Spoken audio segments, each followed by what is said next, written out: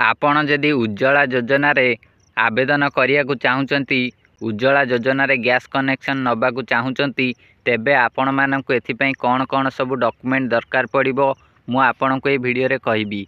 प्रधानमंत्री उज्ज्वला योजना रे गैस कनेक्शन नबाकू हेले आपण को कौ सब डॉक्यूमेंट दरकार पड़िबो सेही डॉक्यूमेंट विषय रे कहबी। आपण सेही डॉक्यूमेंट रे उज्ज्वला योजना रे आवेदन करि परिबे और आपणकर घरे गैस कनेक्शन पाई परिबे।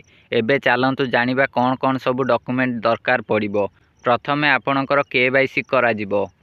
एहा पर आपण जेउ राज्य रु आवेदन करूचंती सेही राज्य द्वारा दिया जाइथिबा आपणकर रेशन कार्ड आपणकर निश्चय रेशन कार्ड रहिथिबा आपण चाउल पाउथिबे आपणकर रेशन कार्ड दरकार पड़िबो।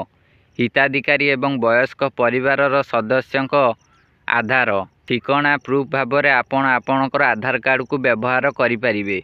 आपणक आधार कार्ड ठिकाना थाए सेथिपई आपणकर आधार कार्ड को ठिकाना भाव में व्यवहार करा जाई पारिबो।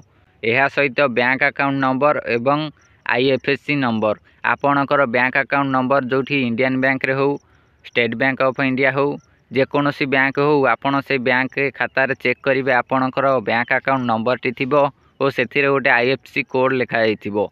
ए आईएफएससी कोड और बैंक अकाउंट नंबर ए दुईटी दरकार पड़िबो।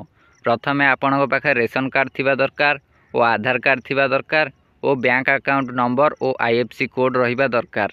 ए सबु थिले आपण उज्ज्वला योजना रे आवेदन करि परिबे और आपणक घरे गैस कनेक्शन पाई परिबे। जदि आपण आवेदन करिया को चाहूचंती तेबे एही सबु डॉक्यूमेंट संग्रह करी रखंतु। एहा सहित ए वीडियो को गोटे लाइक करी चैनल को सब्सक्राइब करंतु एही भली अपडेट पाइया पई और पाखे थिबा बेल आइकन को ऑल प्रेस कर दियंतु नोटिफिकेशन जीवा पई।